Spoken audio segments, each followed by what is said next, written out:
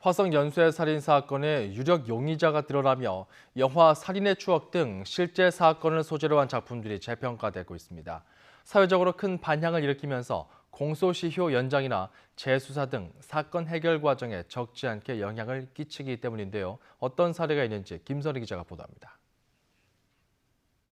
너 저쪽으로 가라니까.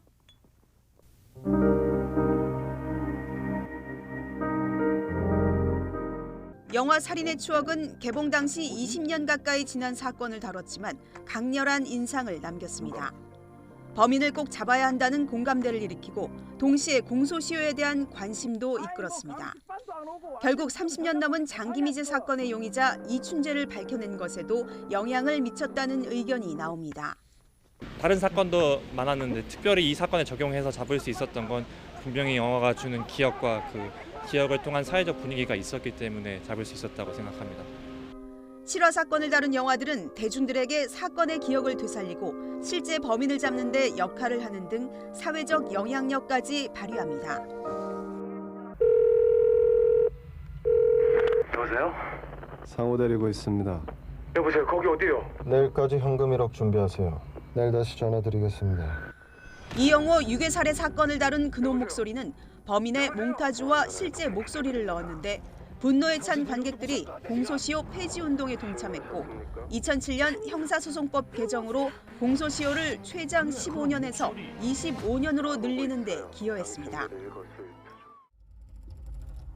1997년 이태원 햄버거 가게에서 잔인하게 살해된 대학생 조중필 씨 사건을 다룬 이태원 살인 사건.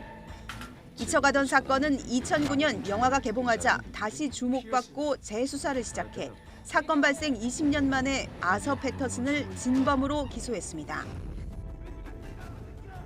들어와서 다른 사람한테 말하면 2005년 광주 청각장애인학교 성폭력 사건을 다룬 도가니도 엄청난 파장을 일으켰습니다. 경찰의 재수사가 시작돼 비리에 연루된 인화학교 전현직 교사와 교직원이 형사 입건되고 일명 도가니법이 제정됐습니다. 일반 대중들의 관심을 계속 끌도록 만들어서 수사기관이 포기하지 않고 계속해서 장기 미제의 사건을 수사하도록 하는 동력을 제공했다고 생각을 합니다.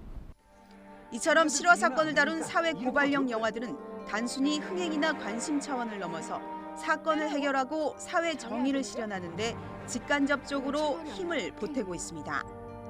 YTN 김선희입니다.